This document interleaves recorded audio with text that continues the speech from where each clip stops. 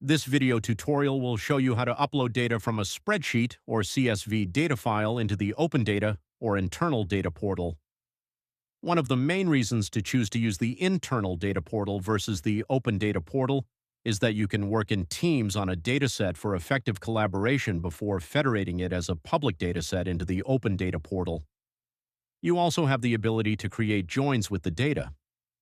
Joins are great to do when one dataset represents a fact table and another stores related dimensional values and they both share a key field. The code looks complicated, but it is generated using an intuitive query interface.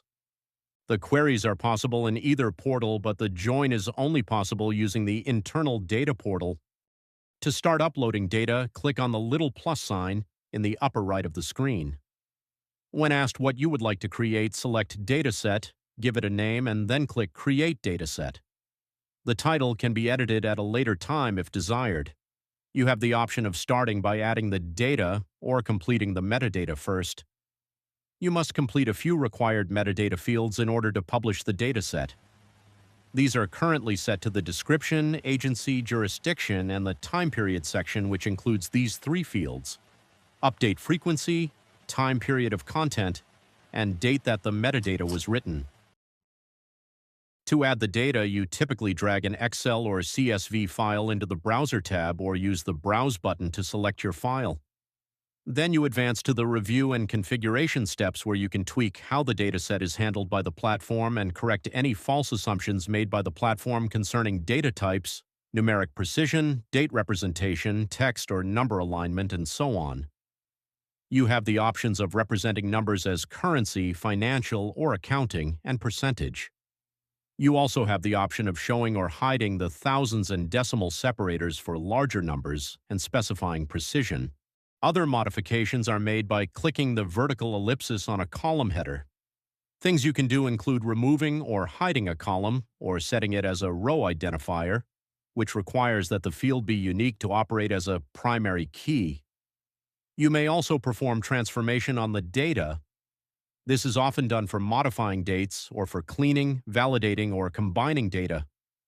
It is possible to calculate an entirely new field from existing columns.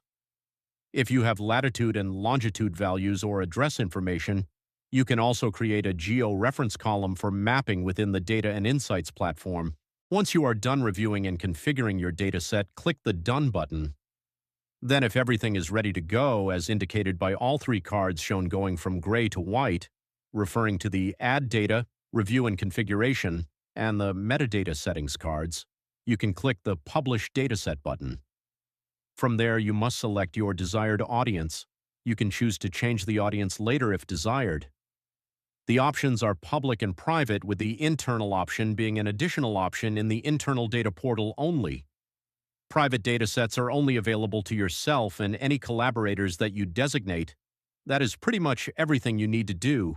If you have selected a public audience, you may need to wait for the platform team to go through the approval queue. Review of the queue is typically done weekly. You can also submit a ticket to have it approved. For more information on the Internal Data Portal, visit internaldata.maryland.gov. Thank you for watching.